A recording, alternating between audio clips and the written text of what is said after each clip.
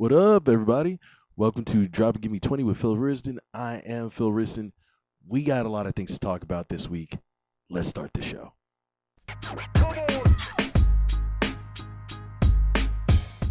Welcome back to all the Rizdons out there. Thank you. If you're watching this video, if you like all my videos, please make sure to like, share, and subscribe. If you are listening to this as a podcast, which I hope you are too.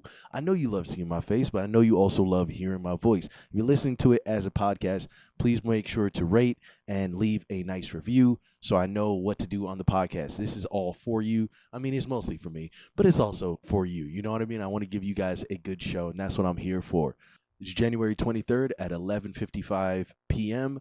I know it's a little late, but I still want to say happy birthday to the young man XXXtentacion. Today he would have been 24 years old, man. 24 years old. Isn't that crazy? He's been gone for a few years now. And, I still think about him. I wasn't the hugest fan of his music, but, just getting older and seeing all these young rappers, you realize how foolish a lot of their deaths are and stuff like that. It's just a shame that so many of these young men who are extremely successful end up getting taken down by different things. And, it's just sad. It's just sad to see. It's just really, really tough to watch and even just hard to understand. That's why I'm so glad for this kind of new era of hip hop. Like, I love that rappers can be old now.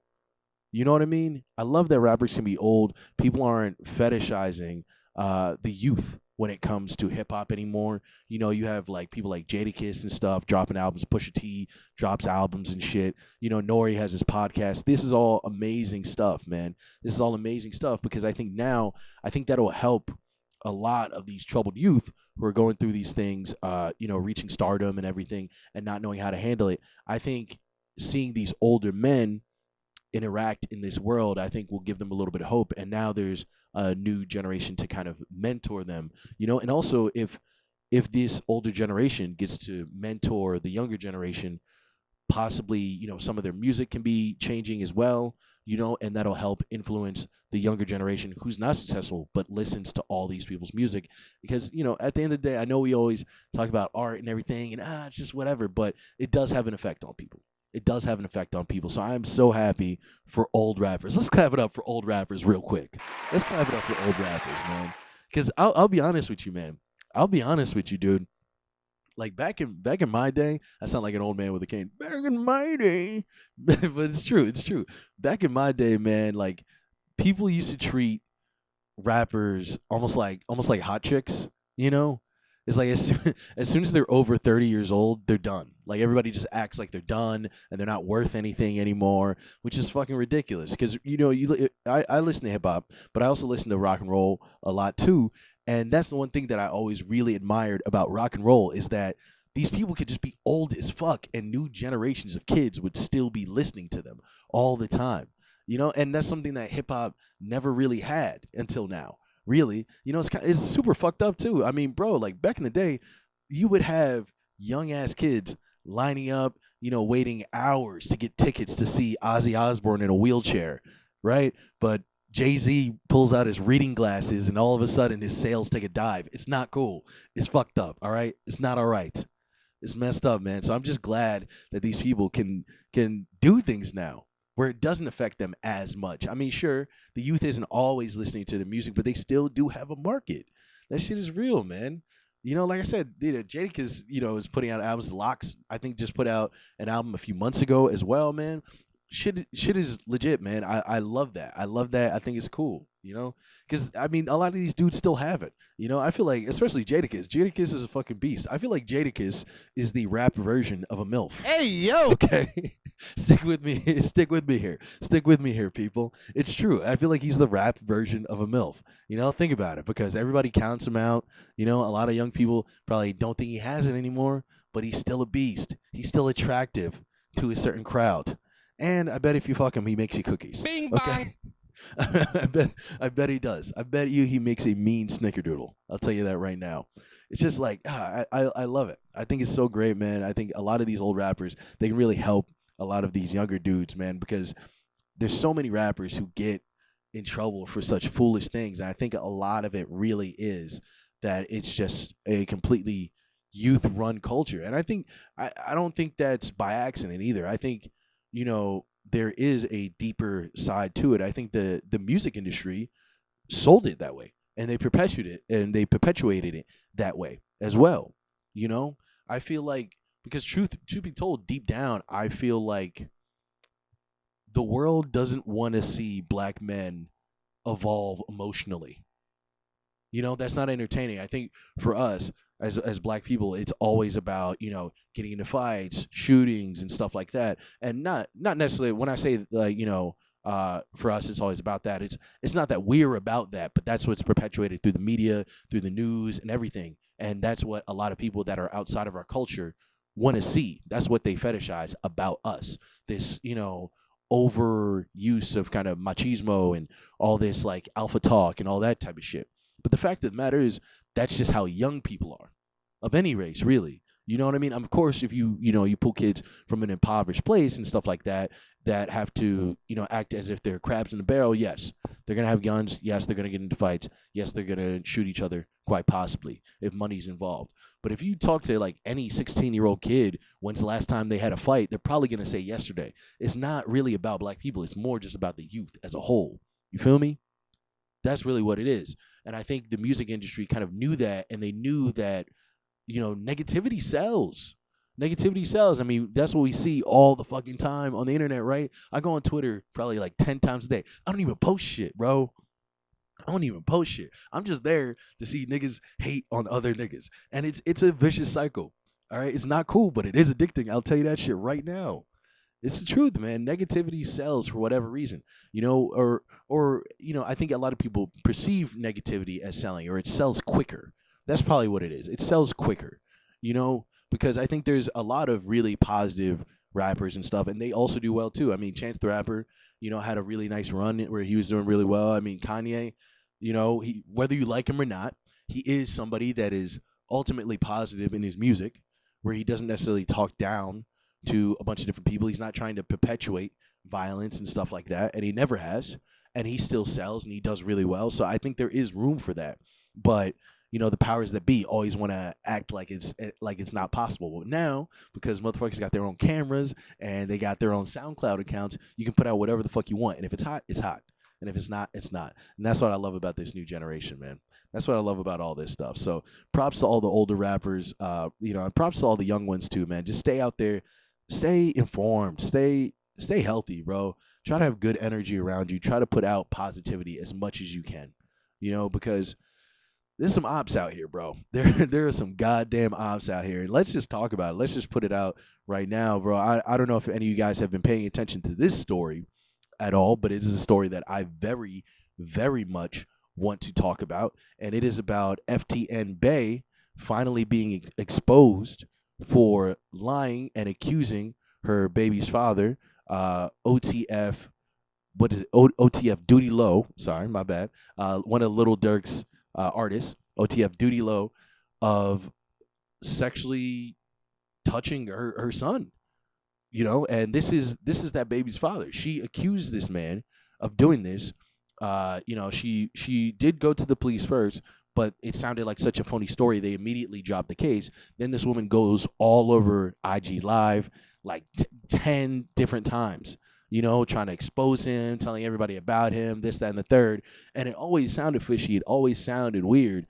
And he just actually took a lie detector test and he passed, And I think this is something that, needs to be talked about a lot. I talked about it before, previously, in one of my last videos. Actually, I think it was a video last Monday that you can reach to in the link right up here, about Kim Kardashian not allowing Kanye to go to his daughter's 4th birthday party. And that's nothing compared to this, but it is on the same subject of, like I said before, women need to stop using their children as a weapon. Okay? You're not just, you got to think, like, you're not just affecting yourself. You're not just affecting this man. You're affecting this child in the way that they interact with things in the future going forward. And you need to realize how bad and how detrimental that can be to that child. I mean, you think about it now.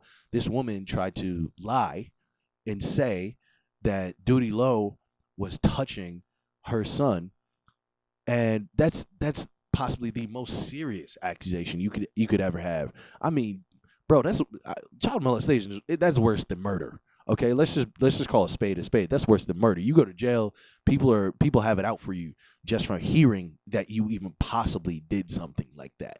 So this is a very, very serious thing. And on top of that, you're going to social media about it. Like, what is this? And you're just trying to cause this man trouble. You're just trying to jam him up, and you're not realizing that this is hurting. Number one, it's hurting him for no reason, and number two, it's hurting his son also for no reason. You really think they're going to be able to have a strong bond now going forward because of that shit? You think he's going to take that nigga to Disney World and everything's going to be all good? No, it's not. No, it's not. And the baby's it's a child. It's a child. You know, the kid's super young. I think he's only like what, 4 or 5 or something like that. He's a young kid. But regardless, the father is always going to remember that time. And I think, you know, even if he acts as if it's not going to be a big deal, there's going to be a part of him that does harbor a bit of resentment, because this is a very traumatic thing to go through. People, well, women, truthfully, I think, you know, a lot of times have a kind of a problem with this, either using their child as a bargaining chip, but also lying about certain things that a man has done to them or has done to their children just to get at people. And you got to realize that the world is bigger than you and your simple feelings. You can't just go around spreading things, because nowadays too, all these things you could just be done in a second, just purely because of an accusation. And I think people need to really realize that. And also you need to realize, you know, that you're hurting so much more than just your family. You're hurting also the people who, in their own pasts, who hear about this, who actually have been touched by somebody, or who actually have been you know, sexually assaulted as well.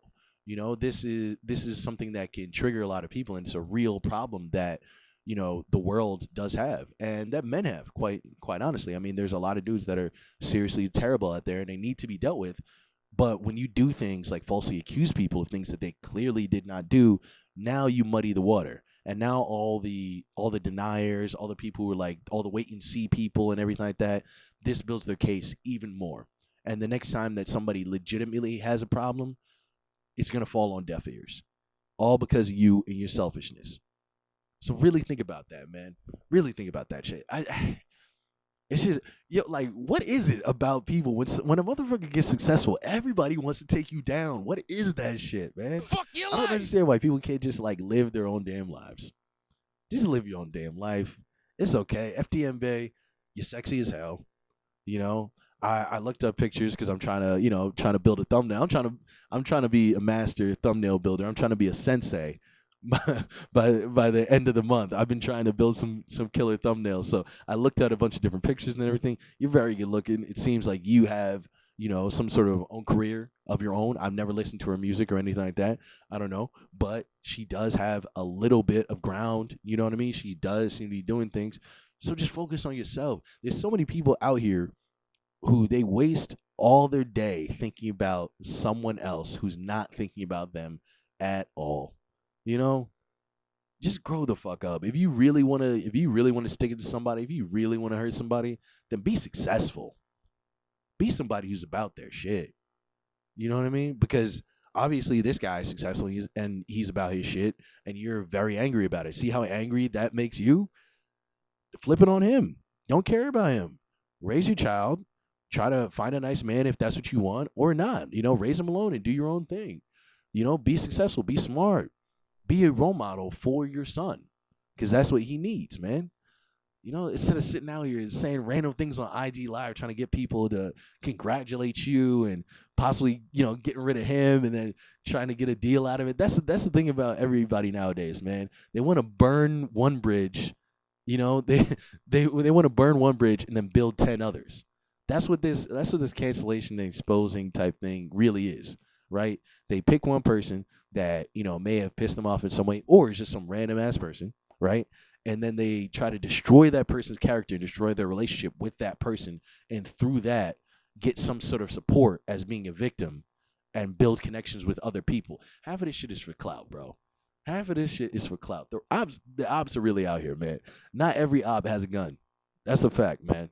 That's a fact. I mean, bro, this shit happens so goddamn often. I mean, even I don't know if you guys are fans of KOTA The Friend, a brilliant rapper.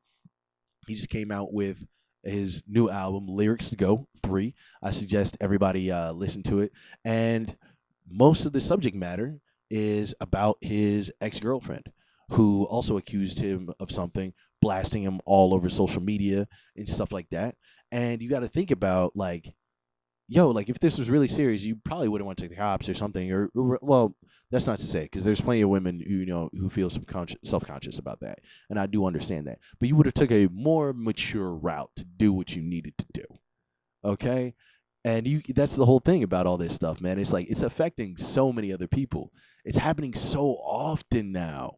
That's what's crazy. It's like, with all that like Me Too stuff, it's like you got to get the right people, sure, but I think it just became this thing that I think a lot of women realize, like, oh, if I don't like somebody, I can just say something, and that'll essentially just make them disappear. And even if it doesn't make them disappear, it'll make everybody look at them funny, which will fuck with their head, because everybody used to love them and now they look at them funny, and this is going to ruin them internally. Even if they don't burn out because of the controversy, they'll burn out emotionally over time. And you got to realize there's a lot of people stronger than that, man.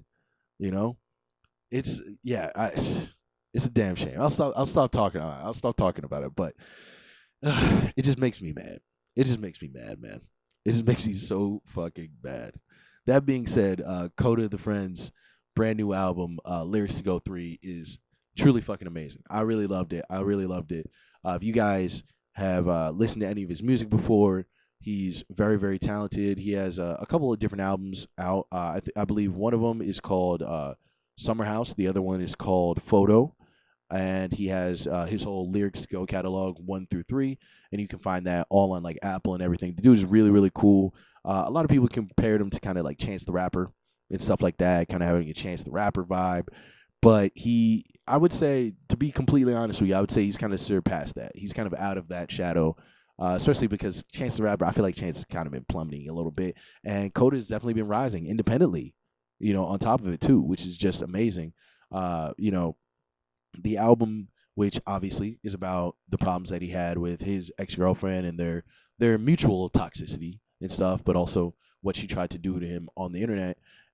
I think it's a really great album because it actually it brought a new element of him, and it kind of made you see the whole picture of who he is. Because a lot of times when there's a rapper or somebody, mostly rappers, you can hear in their music that they're kind of alluding to something where it's like, some big event that happened into their life or whatever, but they don't want to ever really like talk about it too much. Like they'll say something, kind of ominous in a rhyme, and you're like, damn, this sounds really loaded. I wonder what he's talking about. KOTA The Friend was always one of those rappers. He has so many different songs where he's talking about women, but it seems like he's talking about one specific woman, and he's talking about how her energy and the way that she's acting and this, that, and the third. Obviously, he's a grown man, so he's not innocent in like, any of this stuff. It's not a one-way street, things, it takes two to tango, but you always feel that. And finally, when this thing got aired out on social media, all the pieces kind of fit. And you were like, oh, he's talking about her, and this is what she's trying to air him out for, and this is why he feels this way, and this and that and third. So I feel like when he finally released the album, it had such an emotional tether to it. And also because it was so real and so raw and so visceral, you kind of, have you kind of get like a bit more of just a rawness from him on the mic. He's talking a little bit more angrily, which you never really hear him speak. His lyrics, I think, are usually kind of just more of like a calm flow, and they can have some sad stuff, they can have some angry stuff in it, but I feel like right now you hear a certain level of determination where it's like no one's gonna stop me from what I'm trying to do, and fuck all the bitter people, and they can get the fuck out of my face. And I really appreciate that, and that's something that I think can help a lot of people keep going. So definitely check out his stuff. I would say out of 5 stars, I definitely give it. I give it 4.5. I give it 4.5, only because I really believe in this guy, and I feel like he's only getting better with every single project. So there's going to be a time where he really has like his maximum opus, where it's just top tier. And it's like, that's what I want to save the 5 stars for, you know, because he's only gonna get better from this. He's only gonna get better from this. So I can't wait to hear it. But definitely listen to Lyrics to Go. Also, too, you should watch a clip that I did last Friday, that I just debuted as well. I actually interview KOTA's collaborator and longtime friend, Hello O'Shea. We do a whole 1 hour interview about O'Shea's whole start, Brooklyn-based music, what it means, and, whether or not there's something in the water, because there's so many brilliant writers and songwriters and stuff from Brooklyn. We talk about the music industry and the entertainment industry as a whole, because, if you kind of think about it, comedy and music definitely have so many similarities, where, in kind of the way that artists ourselves think about each other, and just different stuff like that. So it's a really, really great interview. Definitely check it out up there. I'm going to be leaving another one right there for you. So definitely click on that and watch that. It's a great fucking interview. I fucking love it. But yeah, KOTA The Friend, Lyrics to Go 3, 4.5 stars. All right, guys, I'm going to let you go. This has been a lot of ranting for a comedy podcast, but hey, sometimes I'm an emotional man. All right, I gotta let things off my chest every once in a while. Okay, that's just how things are. I gotta speak my mind. I'm a fucking truth teller, people. That's what I do. Yeah, I'm gonna let you go, guys. Thank you. Also, I just want to say a quick RIP to a great comedian, Louis Anderson. Some of you may know him, some of you may not. He has been in a bunch of things. I mean, Louis Anderson, I feel like if you don't know him, it's kind of crazy. But you may know him recently from the show Baskets with Zach Galifianakis, playing Zach Galifianakis' mother, which is just a brilliant show, truly amazing show. Definitely go watch that. Louis Anderson is the only man who's worn a dress on television and still had swag. He was a fucking beast, hilarious comedian. So I just wanted to say R.I.P. because I was just talking so much about rap. I got to go to a little bit of comedy. I got to give you a little bit about that. And he was just a beast. So, hopefully one day when I die, there will be some guy doing a podcast about me one day. That's what you can only hope for. That being said, guys, I'm going to see you guys later. Thank you for watching Drop and Give Me 20. This has been Drop and Give Me 20 with Phil Risden. I am Phil Risden. Please make sure to like, share, and subscribe if you like the video. And if you're listening to this, please make sure to give me a 5-star rating and a nice little review, because I want to know how you guys feel. I love you, motherfuckers. Peace.